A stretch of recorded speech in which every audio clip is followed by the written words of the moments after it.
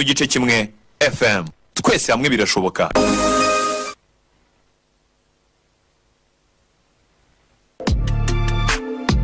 Ubujiji ni inzitizi ku iterambere. Buri mwana w'umunyarwanda agomba kwiga. Ubumenyi inzira y'iterambere. Radio Imanzi 105 n'igice kimwe FM.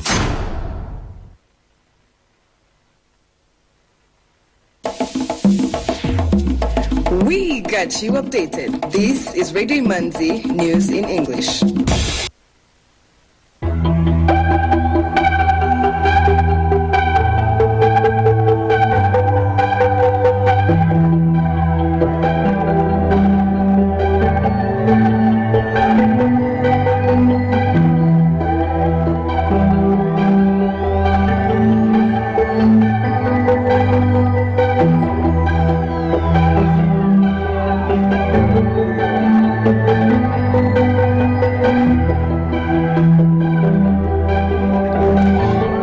Radio Imanzi, broadcasting from Kigali.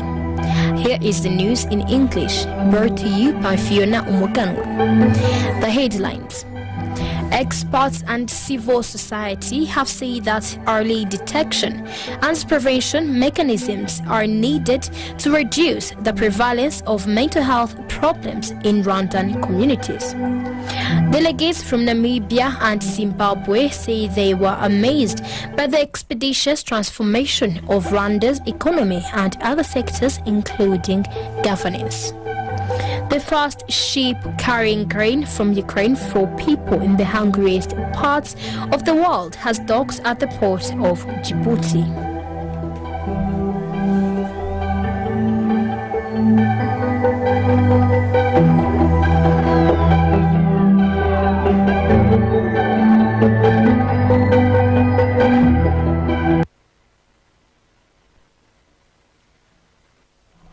Welcome back. News in detail. Experts and civil society have said that early detection and prevention mechanisms are needed to reduce the prevalence of mental health problems in Rwandan communities. According to Rwanda Biomedical Center figures from 2018, more than 20% of the Rwandan population, or 1 in every 5 people, has at least one form of mental health disorder. The rate of mental health disorders is 50% among survivors of the 1994 genocide against the Tutsi. Depression is the most prevalent mental health condition both among the general population and genocide survivors, followed by PTSD and panic disorder and alcoholism. RBC says, however, that only 5% of the people with mental health problems seek medical services. To respond to the mental health burden, the government of Rwanda has deployed community-based counselors. They are being trained in a nationwide campaign to equip them with basic knowledge needed to diagnose and respond to mental conditions. The project is called Bahoneza and was developed by the Imbuto Foundation in partnership with the Ministry of Gender and Family Promotion and RBC. The project started in 6 districts with the highest prevalence of mental health issues: Nyamasheke, Nyaruguru, Nyagatare, Musanze, Bugesera and Gasabo. Yvonne Kaiteshunga, the head of RBC's mental health division, said the community-based approach is needed to reduce the mental health burden in Rwanda, as recommended by the World Health Organization. The UN Health Agency says that when the community is aware and skilled about mental health, 90% of the cases do not need to be referred to hospital except for the severe cases. Rwanda is set to host the Aviation Africa 2022 Summit from September 12th to 13th. The event will bring together government officials, aviation experts, and operators from around the world to discuss ways to drive aviation revival after COVID-19, with key topics including maintenance, sustainability, future technology, and safety. Sidas Udahemuka, the Director General of Rwanda Civil Aviation Authority, said the summit will position Rwanda to become a major player in aviation, particularly on the African continent, as well as promoting development of seamless collaboration and innovation. On the sidelines of the summit, Rwanda will also host the first World Airport Infrastructure, Equipment and Services two-day exhibition. Officials from Namibia and Zimbabwe who are on a benchmarking visit to Rwanda say that they want to observe for themselves how the country promoted the principle of equality and its transformation journey just 28 years after the 1994 genocide against the Tutsi. Yvette Rudasingwa has more on this report. Delegates from Namibia and Zimbabwe say they were amazed by the expeditious transformation of Rwanda's economy and also other sectors, including governance. This is Simon Masanga leading a 20-delegate team from Zimbabwe and Sylvester Mbango leading the 20 other delegates from Namibia. I was here 3 months ago and I'm seeing new roads across Rwanda. We are also here to look at how you have managed to mainstream gender issues. We see a lot of Rwanda women in top leadership positions, and Zimbabwe is also doing the same. We want to make sure that we learn from ease of doing business where Rwanda has excelled, and we would like to put those into action when we go back home. So we would like to learn how Rwanda has managed to do it, but also how Rwanda has managed to make their economy resilient, but also to grow fast. The United Nations resident coordinator in Rwanda, Ozonia Ugedo, say that there are a lot of skills that can be gained from Rwanda by other African countries. My filter for determining the quality of potential for investment in any countries, your own citizens in the diaspora, do they have the confidence to come and invest back home? Are they coming home to say, I want to exploit opportunities?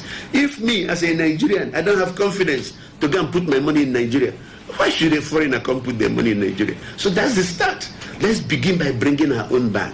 That's what Rwanda has done. Young Rwandan citizens are coming from all over the world with nothing in their pocket, just their master's degrees. But they know that the system is there. The opportunities are there.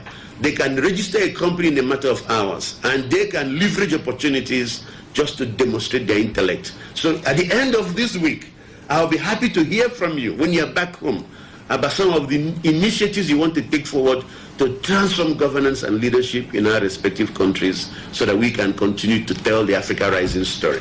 Chang Jin-won, ambassador of South Korea to Rwanda, noted that Rwanda is a great partner to South Korea and appreciates how Rwanda is in an inspiring direction.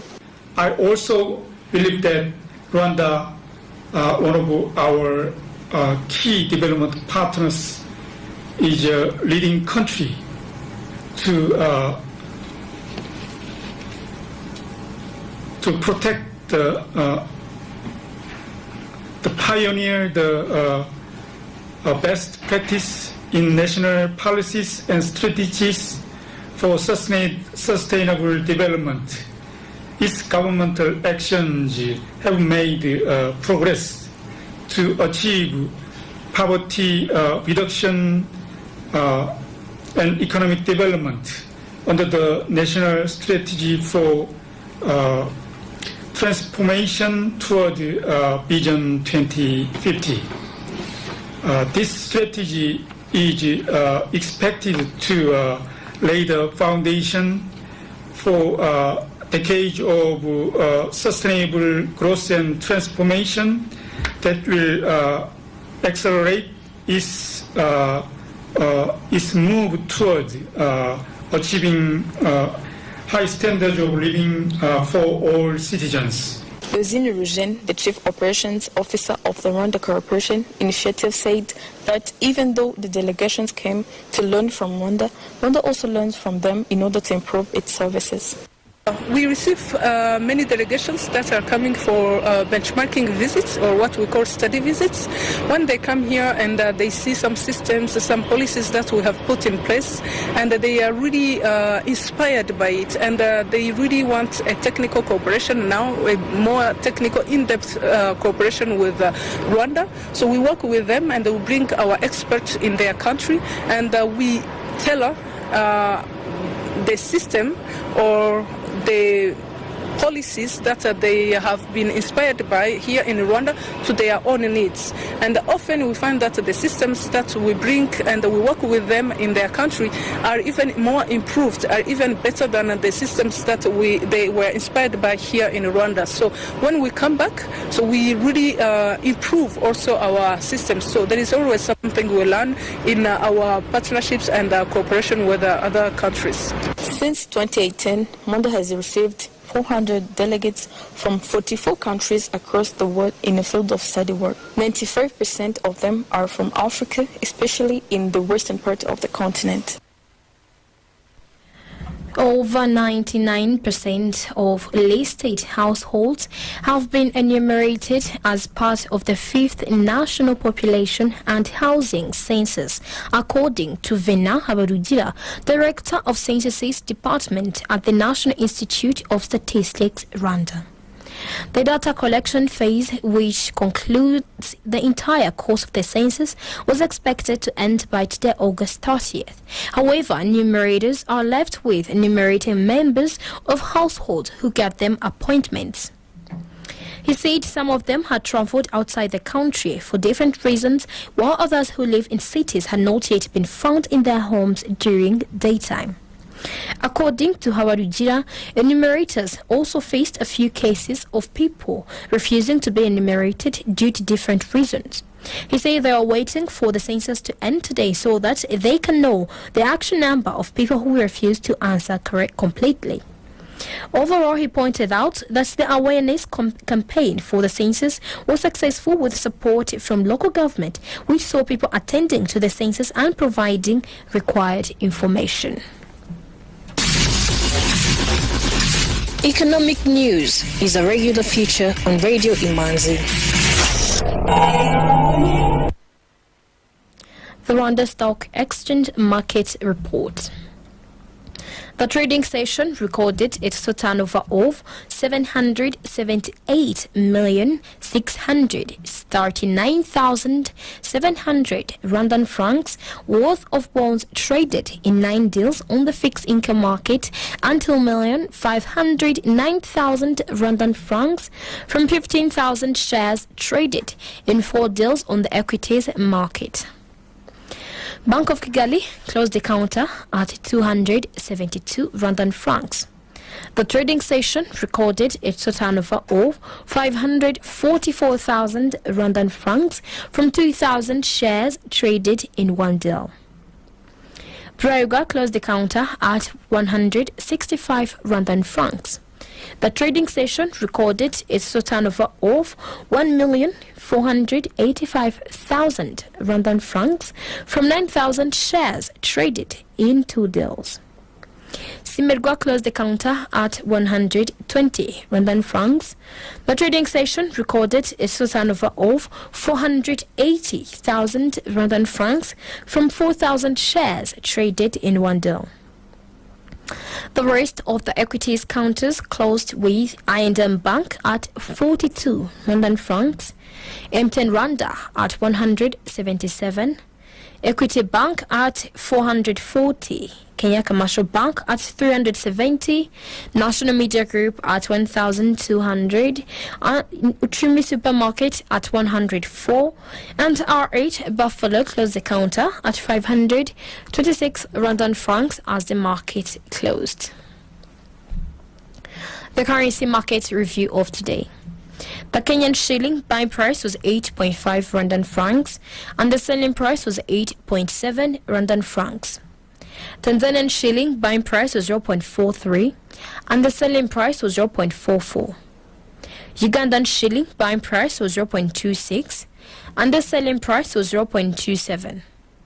Burundian franc buying price was 0.49 and the selling price was 0.5. The US dollar buying price was 1,024 and the selling price was 1,044. The British pound buying price was 1,198 and the selling price was 1,222. The euro buying price was 1,034 and the selling price was 1,044 Rwandan francs. some items of international news on Radio Imanzi.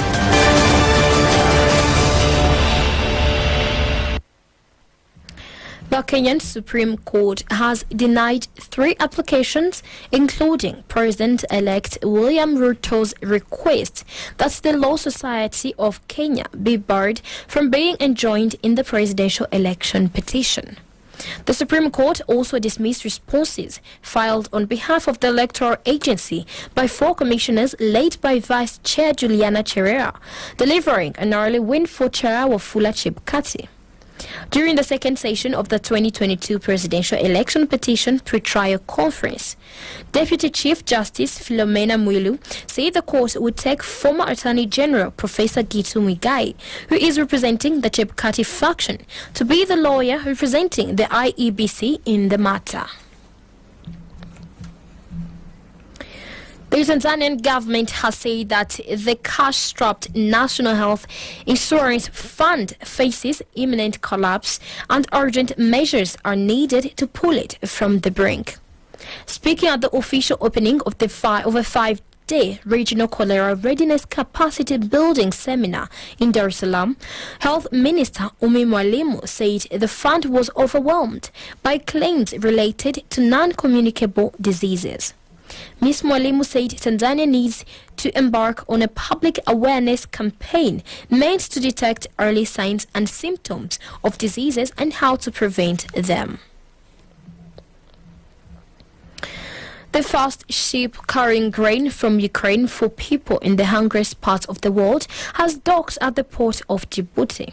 The flow of grain from Ukraine to hungry parts of the world is expected to continue, with another ship departing today for Yemen. The UN World Food Programme has said it is working on multiple ships, and this first shipment of grain will be shipped overland to northern Ethiopia, where millions of people have been affected by the country's Tigray conflict, which has now flared up again. The re-elected president of Angola, João Lourenço, has promised to press on with political commitments with courage and responsibility during his second mandate. This comes a day after the National Electoral Commission announced the results of the August 24th elections. The president said the ruling party's victory means a government that assumes its political commitment with courage and responsibility, an executive that is not afraid to break with the powers in place and to make the necessary changes. The World Health Organization has said it had sent its number 2 to step in for its Western Pacific chief, who has been accused by staff of abusive, racist, and authoritarian behavior. The World Health Organization has dispatched Deputy Director General Susanna Jacob from its Geneva Global Headquarters to temporarily replace Japanese Dr. Takeshi Kasai at the regional office in Manila. A slew of accusations against Kasai emerged in January from staff past and present. Kasai, who denied the allegations, was accused of presiding over a toxic atmosphere at the World Health Organization's Western Pacific headquarters, with a culture of systemic bullying and public ridiculing. The staff, who wished to remain anonymous for fear of retaliation, accused him of making derogatory remarks to staff of certain nationalities, in particular local Filipinos. With that, we come to the end of tonight's edition.